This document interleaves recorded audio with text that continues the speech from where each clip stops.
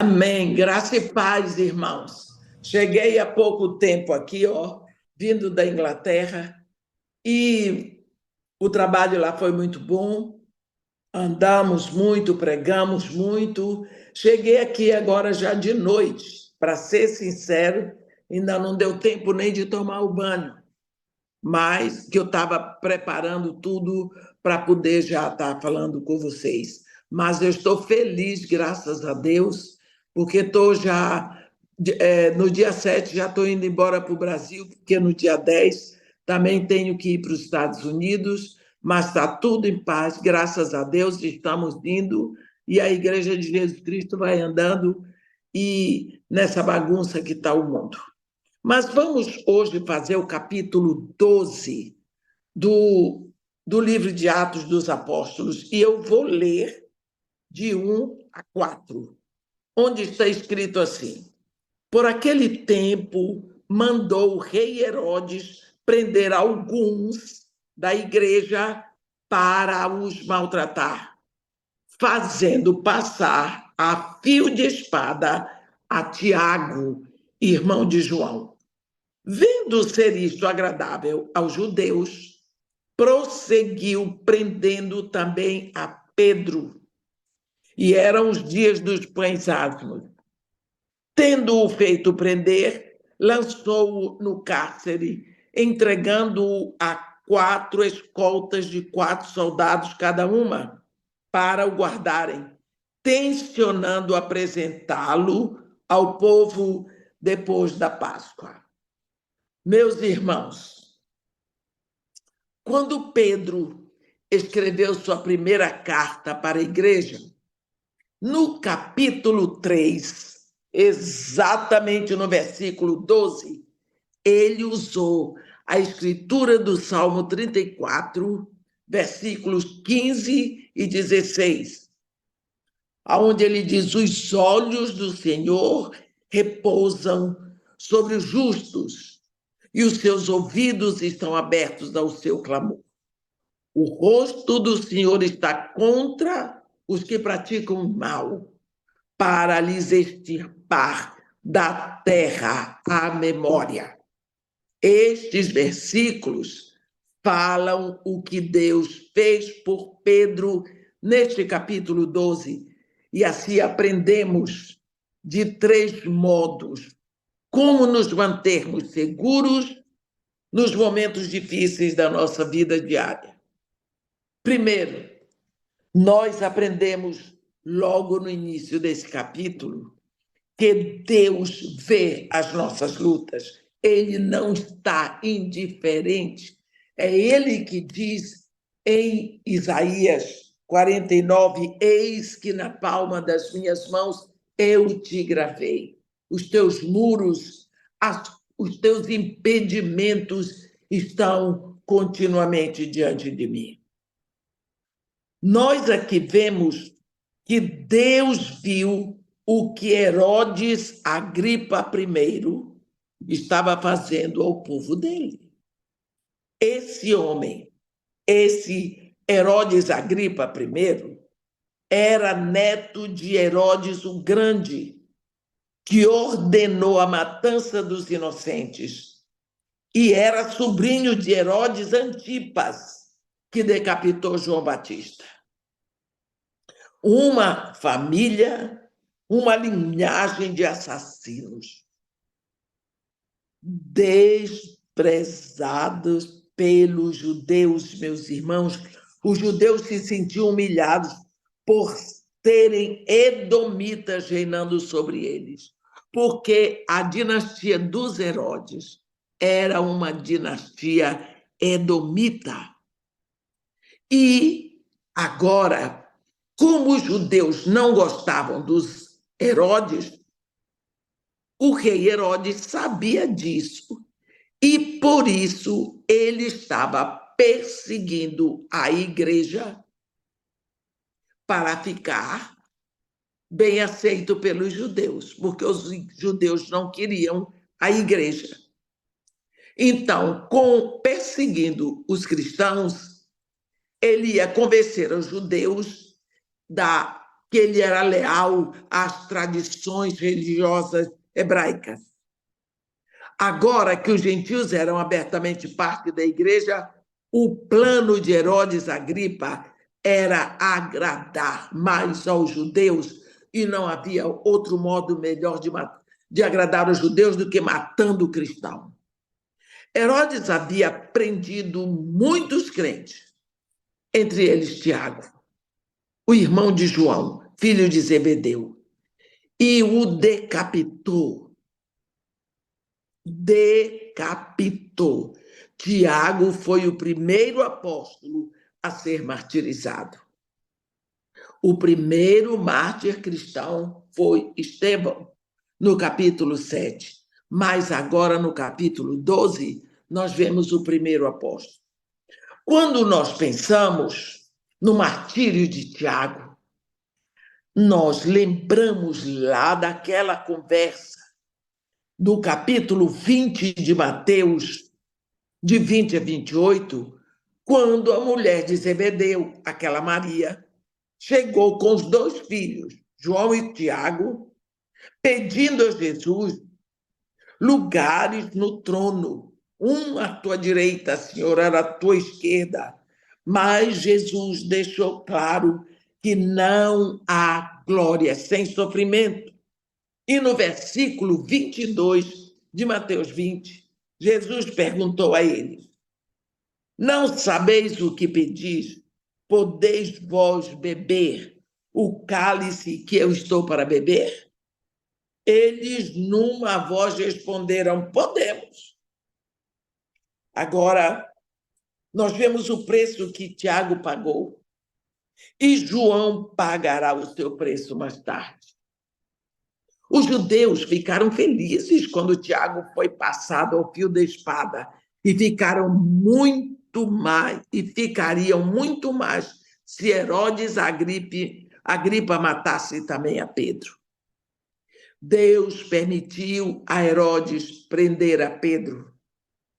Olhe bem que prisão, 16 soldados encarregados só do apóstolo, para não acontecer dele desaparecer, como da outra vez, que ele estava preso com João e de uma hora para outra o anjo abriu a porta, eles foram embora e estavam pregando no templo.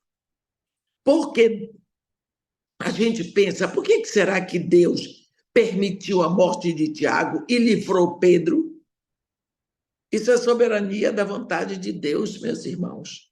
O trono do céu é que está no controle, não o trono da terra. Nós vemos que a igreja de Jerusalém não substituiu Tiago como substituiu Judas Iscariotes, não é?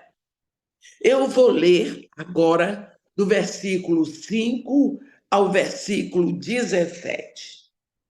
Pedro, pois, estava guardado no cárcere, mas havia oração incessante a Deus por parte da igreja a favor dele. Quando Herodes estava para apresentá-lo, naquela mesma noite, Pedro dormia entre 2 soldados, acorrentado com 2 cadeias, e sentinelas à porta guardavam o cárcere. Eis, porém, que sobreveio um anjo do Senhor, e uma luz iluminou a prisão. E tocando ele o lado de Pedro, o despertou, dizendo: levanta-te depressa. Então as cadeias caíram-lhe das mãos. Disse-lhe o anjo: cinge-te e calça as sandálias. E ele assim o fez. Disse-lhe mais: põe a capa e segue-me. Então, saindo, o seguia, não sabendo que era real o que fazia por meio do anjo. Parecia-lhe antes uma visão. Depois de terem passado a primeira e a segunda sentinela, chegaram ao portão da frente, que dava para a cidade, o qual se lhes abriu automaticamente. E saindo, enveredaram por uma rua, e logo adiante o anjo se apartou dele. Então Pedro, caindo em si, disse: agora sei verdadeiramente que o Senhor enviou o seu anjo e me livrou da mão de Herodes e de toda a expectativa do povo judaico. Considerando ele a sua situação, resolveu ir à casa de Maria, mãe de João, cognominado Marcos, onde muitas pessoas estavam congregadas e oravam. Quando ele bateu ao postigo do portão, veio uma criada chamada Rode ver quem era. Reconhecendo a voz de Pedro, tão alegre ficou que nem o fez entrar, mas voltou correndo para anunciar que Pedro estava junto do portão. Eles lhe disseram: estás louca? Ela, porém, persistia em afirmar que assim era. Então disseram: é o seu anjo. Entretanto, Pedro continuava batendo. Então eles abriram, viram-no e ficaram atônitos. Ele, porém, fazendo sinal com a mão para que se calassem, contou-lhes como o Senhor o tirara da prisão e acrescentou: anunciai isto a Tiago e aos irmãos. E saindo, retirou-se para outro lugar.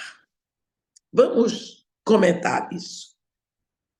Nós não podemos subestimar o poder de uma igreja em oração. O anjo tirou Pedro para fora da prisão, mas quem trouxe o anjo foi a oração da igreja. Vamos ver o que foi que aconteceu. No versículos 5 e 6, a Bíblia diz que Pedro estava dormindo, mesmo sabendo que estava atado a 2 soldados romanos, sabendo que estava para ser executado no dia seguinte. Pedro dormia tão profundamente que o anjo precisou cutucá-lo do lado para que ele acordasse. Olha, Pedro já havia sido preso antes, mas desta vez era diferente. Agora ele estava sozinho, nas outras vezes estava com João. E o livramento demorou um pouco, porque as outras vezes ele pôde testemunhar amplamente, mas agora seria impossível. As outras prisões se seguiram a grandes vitórias, mas esta agora não tem vitória para contar. É depois da morte de Tiago. O que deu a Pedro essa tremenda confiança, essa segurança, essa paz que o levou a dormir? Olha, com certeza, a oração da igreja em Atos 12, 12, que diz: considerando ele a sua situação, resolveu ir à casa de Maria, mãe de João, cognominado Marcos, onde muitas pessoas estavam congregadas e oravam. Durante uma semana, meus irmãos, dia e noite. A causa maior da paz de Pedro era a certeza de que Herodes não poderia matá-lo, porque Jesus havia dito a ele que ele envelheçaria para terminar seus dias crucificado numa cruz romana. Lá no capítulo 21 de João, nos versículos 18 e 19, Jesus Cristo diz para Pedro: em verdade, eu te digo que quando eras mais moço, tu te cingias a ti mesmo e andavas por onde querias. Quando, porém, fores velho, Pedro, estenderás as mãos e outro te cingirá e te levará para onde não queres. Por isso, confiante na palavra do mestre, Pedro sabia que ficaria velho e entregando toda a situação nas mãos do Senhor, ele tinha certeza que o livramento era certo. E agora, Pedro vai ter que obedecer. Mais uma vez, nós vamos ver aqui o ministério dos anjos, nesse capítulo 12. O anjo trouxe luz e liberdade dentro da cela, sem que os guardas percebessem. O guarda não percebeu nada.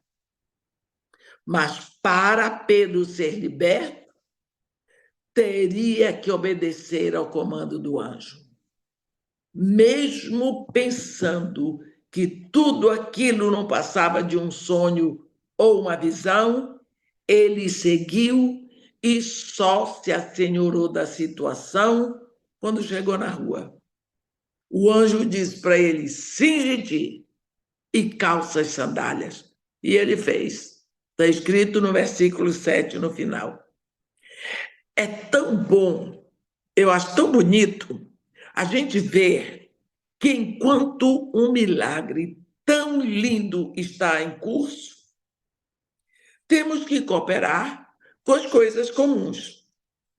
As coisas mais sublimes o anjo faz. As coisas comuns, quem vai fazer é Pedro. Nós vemos aqui Pedro teve que levantar, ele teve que se vestir, ele teve que calçar as sandálias. Está vendo? O anjo mandou, ele obedeceu e fez todas as coisas. O anjo não puxou ele para se levantar, o anjo não vestiu Pedro, não calçou as sandálias nos pés de Pedro. Quando Jesus multiplicou pães e peixes, lembra? Os discípulos tiveram que obedecer comendo, colhendo o que sobrou. No caso da filha de Jairo, ela levantou e os pais tiveram que lhe dar comida. Nós não podemos esperar que, diante do milagre que precisamos, Deus nos vista, calce as nossas sandálias, apane as sobras dos alimentos e ainda coma no nosso lugar. Porque, pelo que nós temos visto as pessoas falarem por aí, nós, de uma hora para outra, achamos que Deus é o nosso servo. Precisa haver a nossa participação. O milagre é milagre. O impossível de Deus é Deus que opera, mas o possível é conosco, não é? Jesus ressuscitou Lázaro, sim, mas os homens tiraram a pedra. Quando eles tiraram a pedra da boca do sepulcro, sob o comando de Jesus, tirem a pedra. Tiraram, Jesus chamou Lázaro. O anjo removeu as cadeias que prendiam as mãos de Pedro, mas não amarrou as sandálias de Pedro, né? Pedro teve que fazer, teve que se inclinar antes de andar. Isso é praticar a humildade. A libertação de Pedro, meus irmãos, aconteceu na semana da Páscoa, época em que era celebrada a saída do Egito. Pedro foi liberto pela oração da igreja. A igreja levou o anjo lá. E Herodes estava esperando exatamente para depois da Páscoa decapitar Pedro. Agora nós vamos ver uma cena que fala muito a nosso respeito. Quando Pedro seguiu o anjo, Deus ia abrindo o caminho e quando já estava livre, o anjo desapareceu. Agora Pedro teria que usar de bom senso. Ele foi ao lugar de oração, na casa de Maria, para dizer da misericórdia de Deus, para dizer que Deus já tinha respondido a oração. A Bíblia diz ali que havia oração incessante a Deus por parte da igreja a favor dele.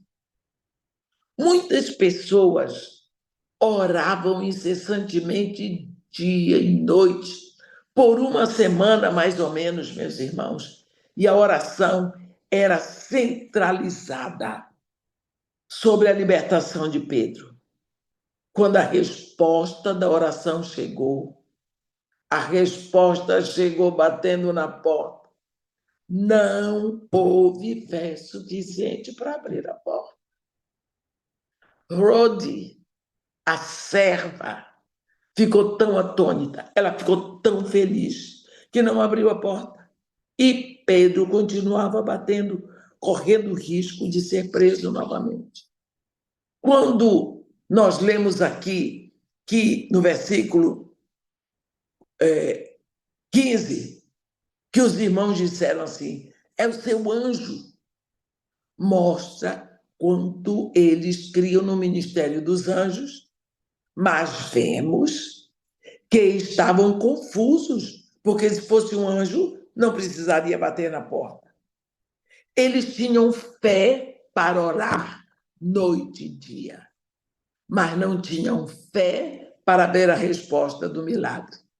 É interessante. Aqui no versículo 16, então eles abriram, viram-no e ficaram atônitos.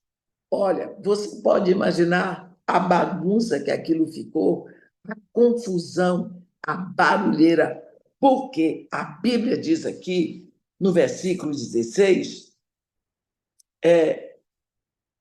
que, entretanto, Pedro continuava batendo. Então, eles abriram, eles, não foi só uma pessoa. Todos viram a Pedro e todos ficaram atônitos. Quer dizer, aquele monte de gente que estava orando fez tudo de uma vez só. Você imagina a gritaria, os gritinhos, o choro, o soluço, a emoção, tudo mais.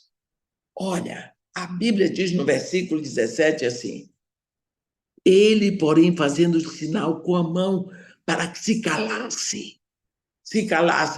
Para Pedro ter mandado eles ficarem calmos, é porque estavam fazendo uma balbúrdia. Não é? A impressão que nós temos aqui é que os irmãos começaram todos a falar ao mesmo tempo. Você conhece crente? Você já viu coisa assim? Pois é. É igualzinho. Só mudou o tempo e o endereço, não é? E Pedro fez sinal com a mão, né? Para não fazerem barulho.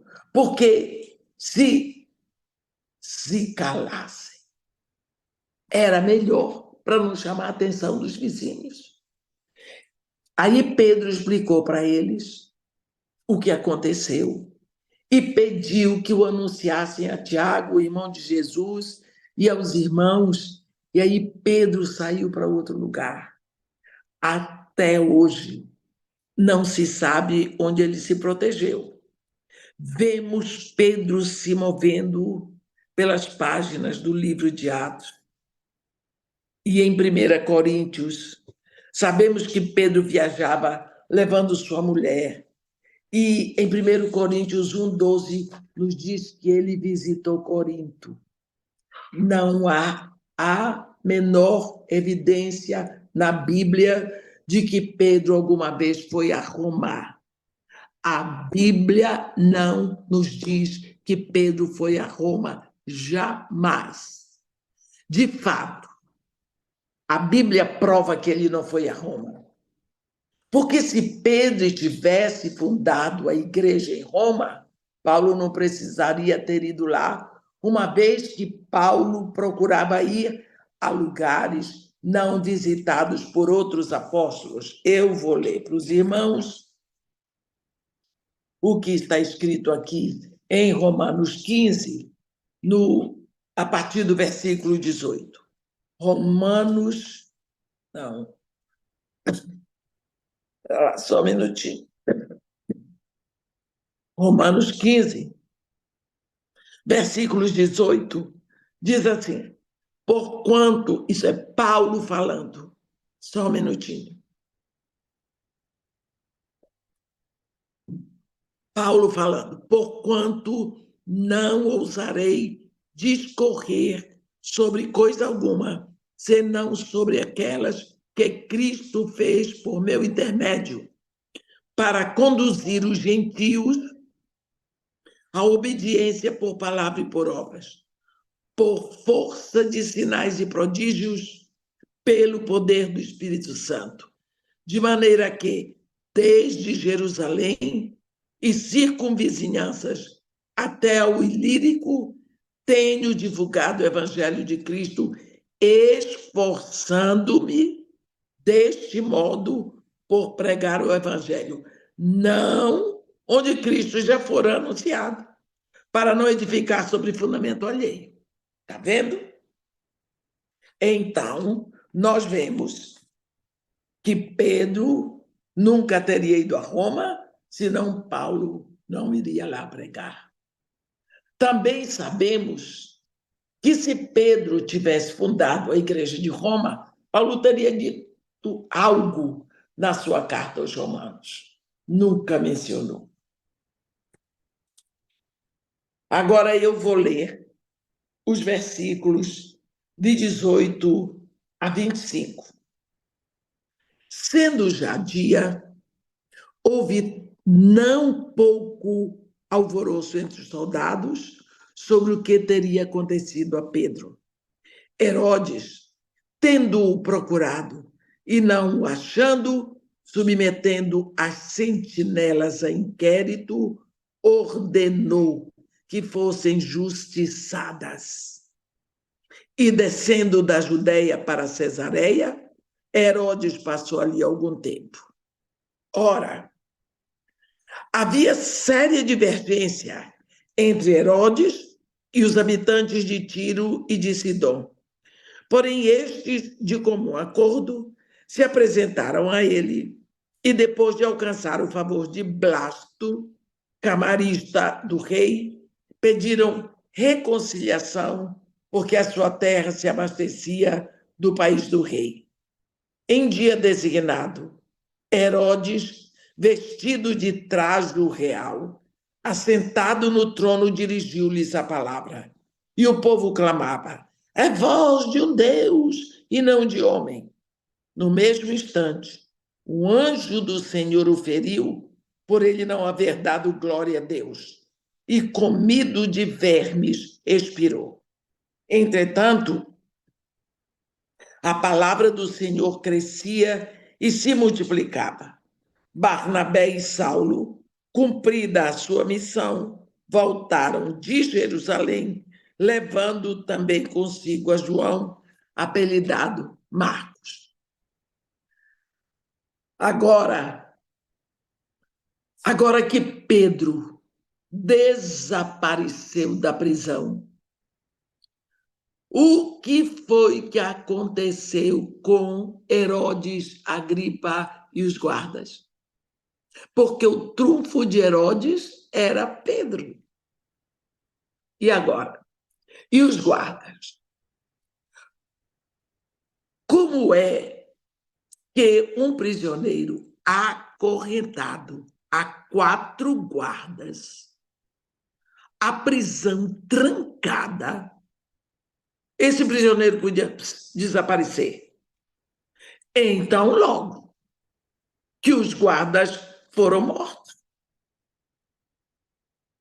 receberam a sentença preparada para o prisioneiro, porque essa era a lei romana, não é?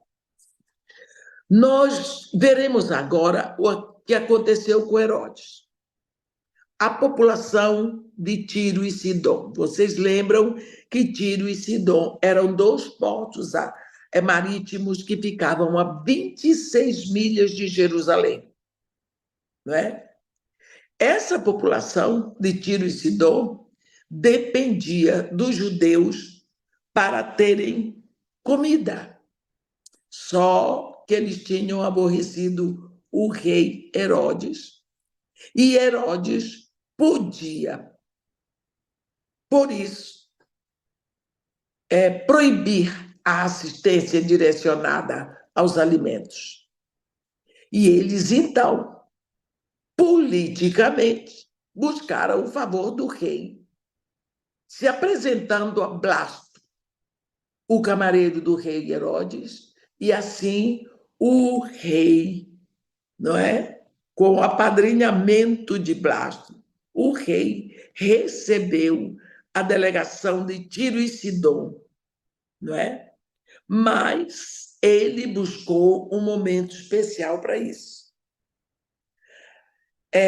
A oportunidade que Herodes queria para ser publicamente apresentado em glória e com grande autoridade. O historiador Joséfos diz que esse acontecimento foi durante um festival em honra a Cláudio César, e Herodes usou uma vestimenta prateada. Nós não sabemos o que Herodes falou em seu discurso, mas sabemos que ele queria impressionar o povo. E conseguiu, viu? E conseguiu. Porque o povo investiu no ego herodiano, dizendo que ele era Deus. E o agradou. Mas, como ele não deu glórias a Deus, tudo foi só uma idolatria. E, em vez dele matar Pedro, ele foi morto pelo Deus de Pedro. Pronto. Agora você veja que coisa triste. A humanidade no pecado é a mesma desde Adão. Esse povo de Tiro e Sidom não gostava de Herodes, mas porque precisava dele, foram, como é que a gente diz? Lambuzar, beijar as botas de Herodes. Dizer que ele parecia com Deus. Lógico que não parecia, mas o povo disse, porque era isso que Herodes queria ouvir. Porque eles estavam pensando no estômago deles. A história nos diz que isso aconteceu no ano 44 depois de Cristo, quer dizer, quase 11 anos depois que Jesus Cristo tinha ido à cruz. As pessoas de Tiro e Sidom, meus irmãos, só estavam interessados na comida, só pensavam no estômago. Lógico que o alimento é necessário para a vida, mas nós não podemos pagar qualquer preço pelo alimento físico. A população de Sidom e do Tiro sabia que se agradasse o rei e o chamasse de Deus, eles conseguiriam o que queriam. A humanidade continua vivendo de louvores ao prazer, né? A igreja hoje, como Israel no passado, sofre porque, como Herodes, gosta de pessoas que se opõem à verdade. Começando pelo faraó do Egito, o povo de Deus sempre sofreu nas mãos de governos déspotas, mas Deus sempre preservou o seu testemunho. A igreja primitiva não possuía influência política ou amigos de alta posição, mas possuíam o mais alto trono de todos, o trono da graça. Eram um povo de oração, porque sabia que Deus podia resolver todos os seus problemas. O trono de Deus é maior e melhor do que o trono de Herodes, e o exército do céu é mais poderoso que os soldados dos reis da terra. Assim, os crentes não precisam ficar bajulando ninguém, e é o que a gente tem visto tanto hoje. Tem visto tanto. Eu me lembro de uma vez que eu fui convidada pela Benedita da Silva, que naquela época era governadora do Rio de Janeiro, né? Para pregar num culto que eles têm lá, quarta-feira, na Assembleia Legislativa. Não, desculpa, no Palácio do Governo. Eu fui. Olha, eu nunca tinha visto um negócio daquele. Nunca tinha visto. Foi preciso a governadora levantar e dizer, com licença, me dê o microfone. Eu trouxe a irmã Edmé aqui para pregar, ela que vai pregar. Não queria me passar o telefone, porque todo mundo queria contar um testemunho diante da governadora. Todo mundo. Era muita gente que se dizia pastor, muita gente que se dizia profeta, muitos que se diziam missionário, tudo ali, procurando um lugarzinho ao sol. Eu fiquei com tanta vergonha. Eu fui lá 2 vezes pedir para ela, eu não quero mais. Eu fiquei com vergonha. Fiquei com vergonha. Tem 2 meses, que eu estava num congresso em Goiânia, e eu cheguei lá, fiquei sabendo que a Michele Bolsonaro, né, queria me fazer uma homenagem. Ela é crente, eu também sou. E ela foi uma moça muito querida, e o marido dela foi também. Eu fiquei envergonhada. O culto não podia mais existir. Por quê? Todo mundo vinha para cima deles. Crentes. Eu fiquei envergonhada. Ele teve que ser tirado dali logo. E ela também, eu tive que ir para um quarto com ela, para um lugar separado. Por quê? Não dava nem para tirar uma foto. Era todo mundo uma vergonha. E aquela gente que estava ali havia pago uma entrada para o Congresso. Está vendo? E são pessoas que dizem que nasceram de novo. E a gente tem que pensar, se pessoas que são filhos de Deus têm esse comportamento, imagina os outros. Eu fiquei com pena deles. Fiquei com pena deles, porque agora eles estão presos. Eles não podem aparecer em público que o povo avança. Não é? A mesma coisa que esse pessoal de Tiro e Sidom fizeram lá com Herodes.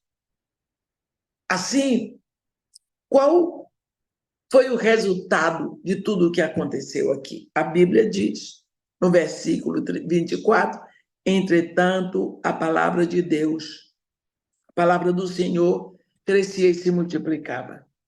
Herodes parecia ter o controle, e a igreja estava perdendo a batalha, mas ao findar do capítulo, Herodes está morto, comido de bicho, e a igreja continua viva e crescendo rápida e até hoje.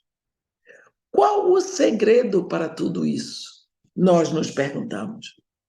Uma igreja que ora. Deus está sempre operando onde há uma igreja em oração. Hoje nós vivemos de eventos, de festas, mas o tempo de oração é sonegado, como se não precisássemos. Jesus foi o homem que mais orou na terra. Os apóstolos oravam tanto. À medida que nos separamos da atmosfera de oração, nossas armas vão sendo depostas e nos aproximamos das armas do mundo. Aí precisamos de remendos do mundo para poder aparecermos como igreja. É como se quiséssemos brilhar na luz do mundo por falta de oração. Eu estava conversando com a Ângela sobre a questão da oração e dizendo para ela, Ângela, o problema da oração é que quando nós dizemos vou orar, aí nós fazemos um discurso a um Deus que está distante, porque nós não incluímos Deus na nossa vida. Deus não está aqui onde nós estamos e nós precisamos, nós, falar com Deus aqui, agora. Mas não é apenas falar, despejar, fazer um discurso, é conversar, é parar para ouvir, é esperar que venha a impressão no nosso coração, é chorar baixinho, também é oração, é cantar uma música que possa vir no nosso coração,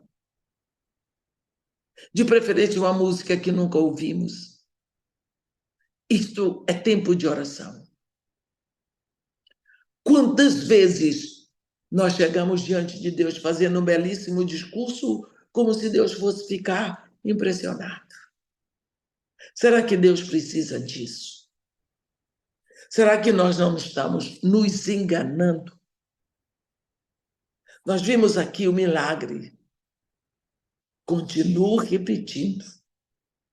O anjo soltou Pedro da prisão, mas quem enviou o anjo foi a igreja.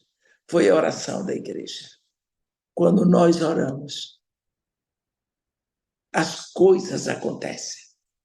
Aqui o final do versículo 12, a Bíblia diz que Barnabé e Saulo, cumprida a sua missão, voltaram de Jerusalém, levando também consigo a João, apelidado Marcos. Semana que vem, se Deus quiser, nós vamos começar o capítulo 13, aonde vai começar a primeira viagem missionária. Agora o evangelho que já chegou aos gentios, na casa de Cornélio, ele vai entrar para os gentios, vai ter o comando. Agora o Espírito Santo está apontando a batuta dele para os gentios, para chegar a nós. Portanto, por hoje nós concluímos mais um capítulo. Que Deus nos abençoe e nos guarde, que faça resplandecer seu rosto sobre nós e tenha misericórdia de todos nós. Amém.